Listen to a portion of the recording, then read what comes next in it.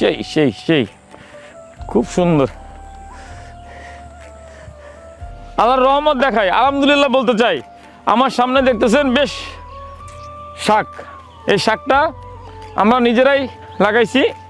শুধু এই শাক না, এরকম বিভিন্ন জায়গায় আমরা শাক করছি।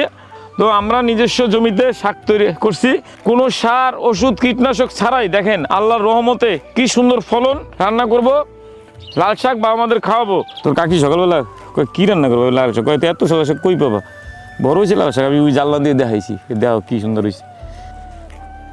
হ্যাঁ বাবা, রক্ত যাবে।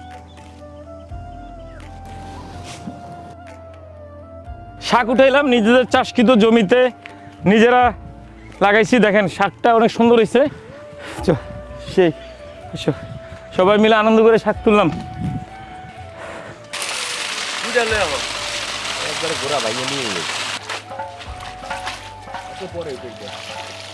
কত হইলো মনে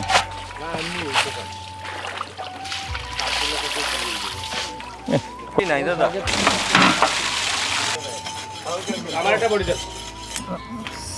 চিংড়ি এই সাইজ বুঝছেন, বড় চিংড়ি দিয়ে তো দাম বেশি, এটা দিয়ে শাক খাবো।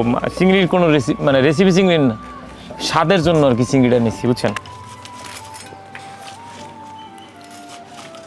ভিতরে ভিতরে আলু কালার লাল